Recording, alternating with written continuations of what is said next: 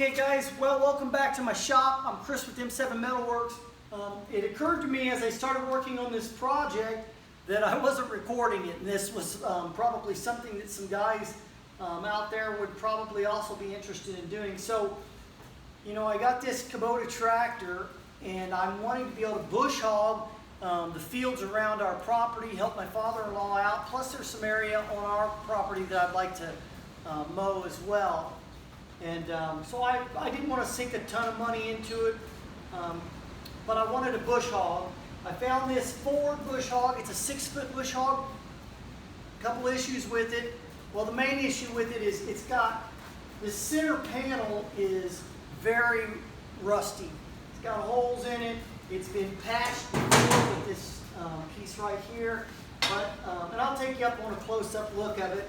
But there's some, this whole center section for the most part needs removed. And you know, when you think about these, the way these are made, there's some framework that's very heavy, and the framework of it is really good. The gearbox looks excellent, still holds its oil, so the seals are good. And on the gearbox, there's a very heavy piece of steel that holds this gearbox. So even though the sheet metal runs right across the top of it, across the top of the deck, it's not really structural at all. The sheet metal, for the most part, appears to me to just make it safe so that nothing's falling into the blades, so no one's stepping onto the blades, that kind of thing. The framework, the steel framework, is definitely what's holding this thing together. But I would like to have it a little more sound. And so probably like a lot of guys out there, they can get a good deal on something like this, which I did. Not an outstanding deal, but I mean a pretty good deal. This probably would cost me $2,500 or so, maybe even more, brand new. So I'm going to take all these bolts here off, try to take some of this stuff apart, just make things a little easier for me to get to. I'm really interested in taking the sheet metal from the front of the gearbox to the front of the mower, taking that out and replacing that with, I've got some pretty decent plate out here. I haven't measured it yet, but it's way thicker than this, probably double. And then I'd like to also take the sheet metal from the back of the gearbox to the back of the mower and replace that. The stuff in between I'm not really concerned about because, again, it sits on a real thick, man, probably 3/4 inch to 1 inch plate. It's really thick. But then there's a few areas with little bits of holes, and I'll take you in on it, so I'll do that right now.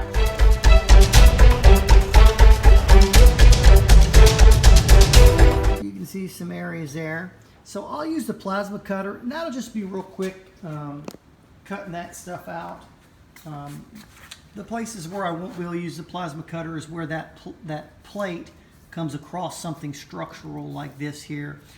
You know, I can cut it up to about that point there, and then I'll have to use my cutoff wheel on a 4-inch grinder. And then you can see the center here, lots of rot, rust out, that type of thing. I've got a section right here on the front. So first off, I'm gonna start taking some of this stuff off. I'd like to see about getting that tail wheel off there, and then probably these little side braces as well that go up to the 3-point mount. So I'm gonna start doing that now. Any bolts that won't come off, I'll just burn them off with a torch.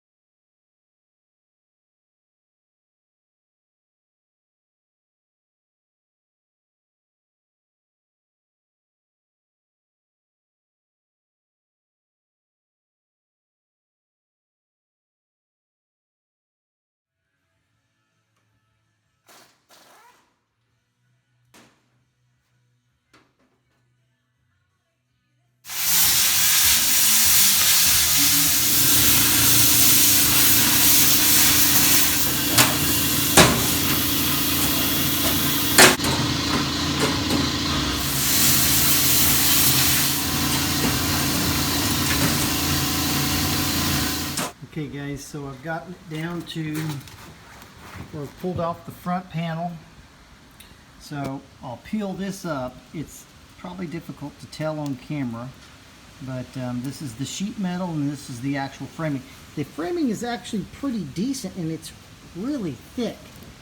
So that's a really good thing. I'm gonna end up taking off these bolts and kind of peeling back the crummy stuff there.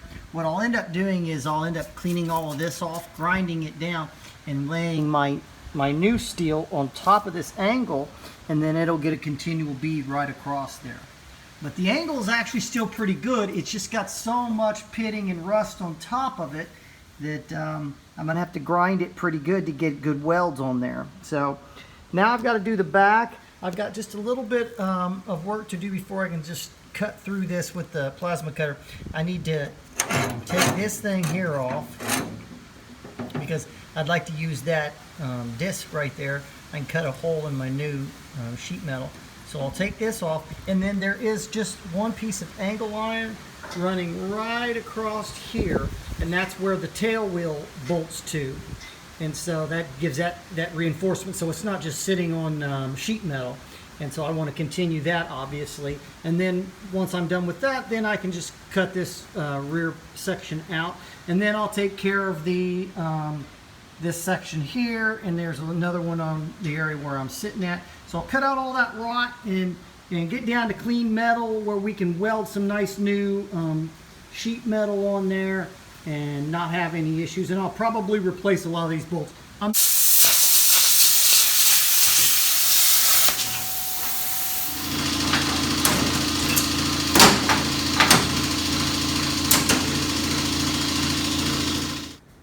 Alright guys, well, I'm taking it just a little further than I intended.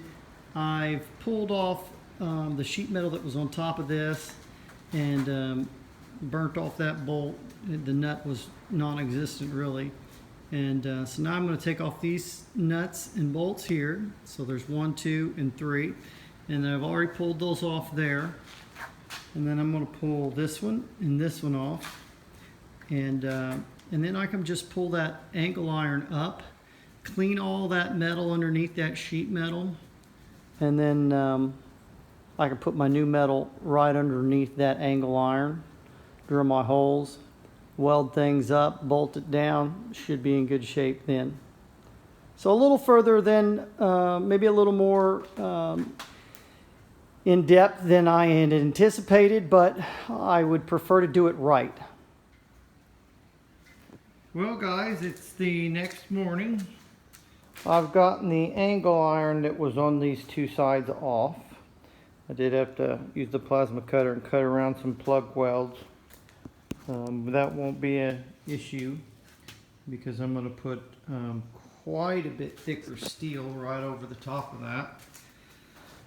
So, and then I'll probably weld it. But there's a lot of cleanup to do. So you don't want to weld this sheet metal like that, rusty, as nasty as it is. You want to clean that up at least as best you can. So that's what I'm going to do. I got some grinding to do, obviously. Now, I did put these bolts back in that hold that center section in, the gearbox and the blades and all that. And that's, normally that would be bolted into the angle iron as well, which really gives it its strength. So right now it's pretty flimsy, and that's why I've got the jack under there just kind of holding things up. I am going to lift it out of here, and I'm going to, with using the tractor obviously, I'm going to pull the whole assembly out of here so that I'm not grinding and wire wheeling inside my shop and just making it an absolute mess. So we're going to do that right now.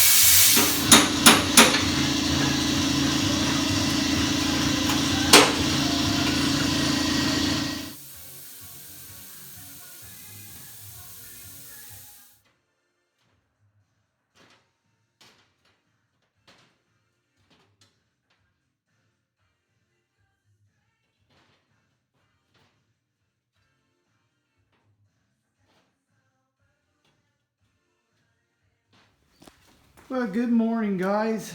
Welcome back to the shop.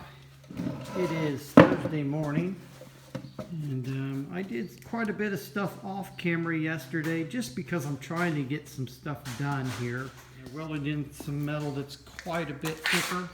Basically, everything I've replaced metal-wise on this has been lots tougher, lots stronger. And we're getting real close, guys, to having this completed and having it in a position of being able to actually work with. I also did this off camera. Did like you would on a vehicle if you were patching sheet metal, short burst of weld until I thickened it up. And also I did it to where the good metal starts. So the thin stuff should be all gone. And we should be good shape. And then I'm probably going to run some weld across the front and across the back. And we'll probably call that good at that point. The rest of this sheet metal, though a bit rusty, is pretty solid. So we'll do that now. God has given us a beautiful, glorious day.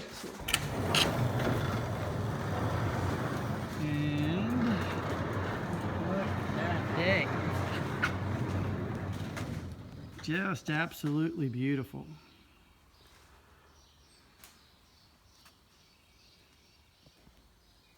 Okay, so let's get cracking.